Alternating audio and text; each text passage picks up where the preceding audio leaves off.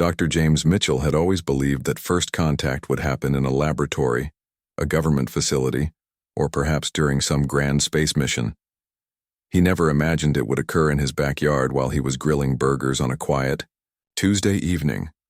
The small craft had crashed silently into his vegetable garden, leaving a smoldering crater where his prized tomatoes once grew. What emerged from the wreckage wasn't the towering, intimidating alien he'd seen in countless movies, but a child, or at least something that resembled one. She was no taller than his waist, with luminescent blue skin that seemed to shimmer in the evening light.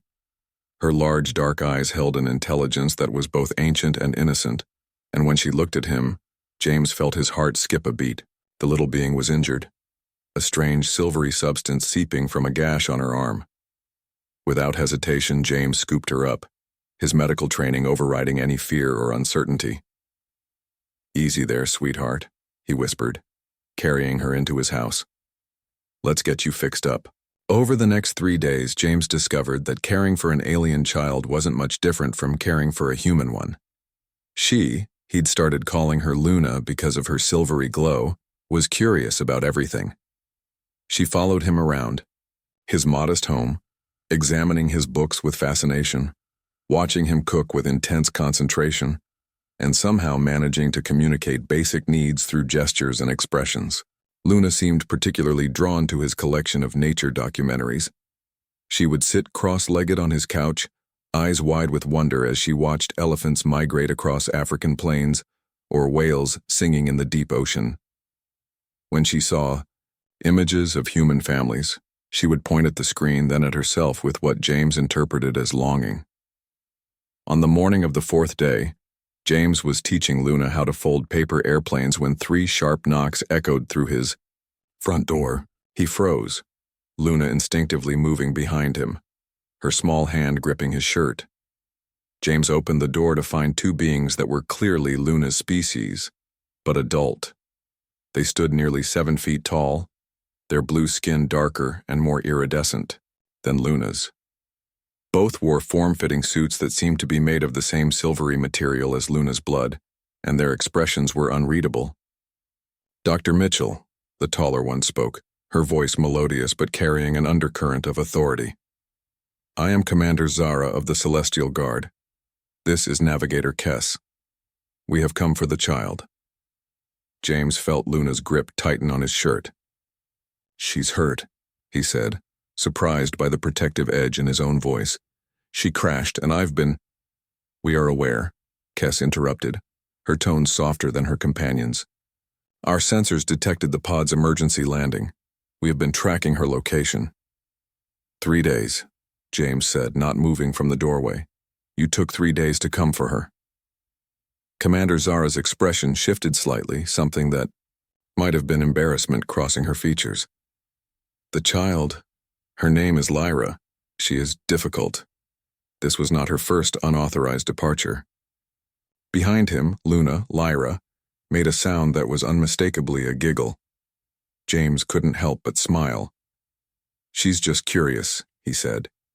"She's been watching my documentaries about Earth. I think she wanted to see it for herself." Kess stepped forward, her expression gentler now. "Dr. Mitchell, you must understand. Lyra is not just any child. She is the daughter of our High Counselor. Her safety is paramount to our people." "And you must understand," James replied, surprising himself with his firmness, "that for 3 days she's been my responsibility. I've made sure she's safe, fed, and cared for. Where were you?" The 2 aliens exchanged a look that spoke of frustration and perhaps guilt. Commander Zara sighed, a very human-like sound. "Our species, we are not accustomed to children wandering. Our young remain in protected environments until they reach maturity. Lyra is unique in her adventurous spirit." "Sounds familiar," James said, thinking of every human child who'd ever climbed a tree they couldn't get down from or wandered too far from home. Maybe that's not such a bad thing.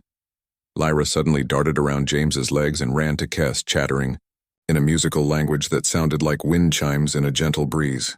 Kess knelt down, listening intently, then looked up at James with something approaching wonder. "She says," She says you taught her to make flying machines from paper, that you showed her creatures from across your world, that you made her favorite food when she was sad about missing home. James shrugged. Mac and cheese is a universal comfort food, apparently. Commander Zara stepped closer, studying James with new interest. Dr. Mitchell, in 3 days, you accomplished something our child care specialists have struggled with for cycles. You made Lyra feel content. How? I treated her like a kid, James said simply, a smart, curious, adventurous kid who needed someone to pay attention to her, not just keep her safe in a box. The two aliens exchanged another meaningful look. Kess spoke first. Dr. Mitchell, our High Counselor, has been concerned about Lyra's development. She is brilliant, but restless. Our traditional methods seem inadequate for her needs. Commander Zara nodded slowly. What would you say to an arrangement? A cultural exchange, if you will. Lyra would benefit from learning about your world, your people's way of nurturing the young. And in return, Kess continued, you would have the opportunity to study our technology, our methods, perhaps even visit our world. Humanity has always impressed us with its adaptability and compassion. Today you have proven that impression correct. James looked down at Lyra, who was now holding both his hand and Kess's, her large eyes bright with hope. In 3 days, she had become more than just an unexpected visitor. She had become the bridge between two worlds. Well, James said, grinning, I always wanted to know if mac and cheese works in zero gravity. As the sun set behind them, James realized that first contact hadn't happened in a laboratory or government facility after all. It had happened in the most human way possible, through the simple act of caring for a child who needed help, regardless of what world she came from. And somehow that seemed exactly right.